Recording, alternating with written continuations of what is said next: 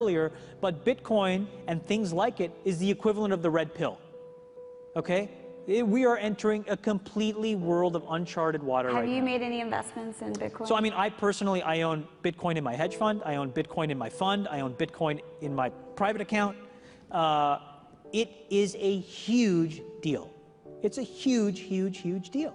Because what you're talking about right now is for the next 3 to 5 years, an unbelievably better store of value. It is gold 2.0, right? The value of gold that hedges the world economy about $9 trillion, right? 1,300 an ounce, of which only $100 to $150 is the actual production value. So all the rest of it is imputed, where, Lena, you and I have decided that it's worth 1,300 an ounce. Well, guess what? I can do the same thing with Bitcoin, except now I could do it outside the purview of every single government. It's being used everywhere where you would think it would be used. Russia, Iran, Iraq, Egypt, Venezuela, Argentina, everywhere where you have currency pressure, everywhere where you want to basically shield your assets. And then after that, it'll probably become a payment mechanism. So in all of these three industries, you're talking about trillions of dollars up for grabs. Up for grabs.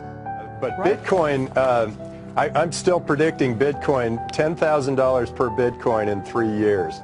It's a hedge against a lot of fiat currencies. It's a new way of transferring cash throughout the world in a much more efficient way. And Bitcoin has created a whole infrastructure of many companies, some of which came out of Boost, the incubator. Mm-hmm. And those companies are creating this whole new culture, this whole new way of thinking. Bitcoin trading at 1,000, 2,000, 5,000, 10,000. Rick Falkvinia does an excellent analysis. He predicts that Bitcoin will capture between 1 and 10% of the global Forex market, which implies a price of between $100,000 to $1 million per Bitcoin. Most of the people who are on the sidelines not buying Bitcoin today will start to buy Bitcoin when it gets over 1,000. And then a greater percentage of people will definitely plow into Bitcoin when it starts to get over 10,000. Currency of the future, or is it the payment system they're developing? Bingo, it's the payment system. It's the blockchain encryption, and they're interesting things. I think Bitcoin, or the really blockchain encryption that's behind it, has a greater ability to bring more of the world's population out of poverty than anything we've seen in... For one thing, it's a cheap payment system.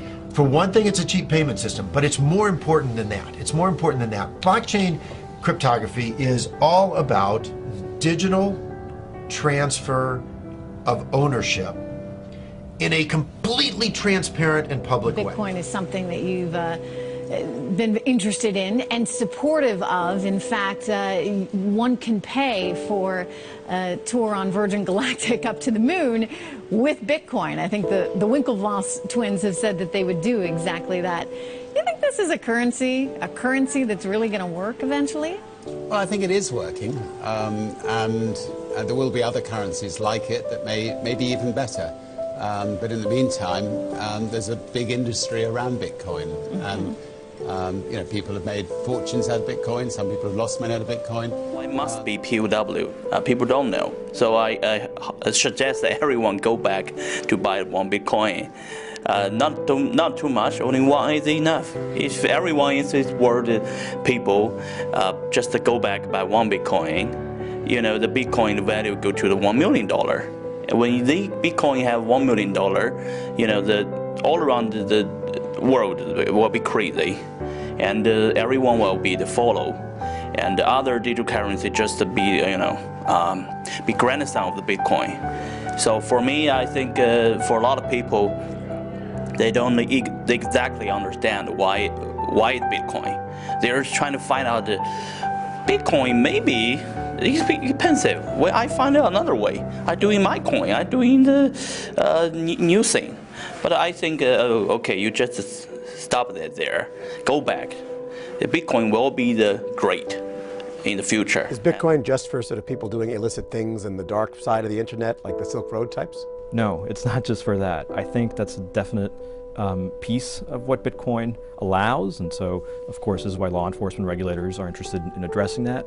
But right now you have Microsoft, Dell, you have the United Way, the Red Cross, thousands of other merchants who accept Bitcoin. And I think, again, more than just payments, in the future we're going to see cross-border settlement of different kinds of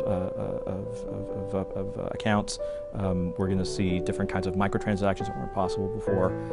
It's not just about the dark web, it's about the future of commerce.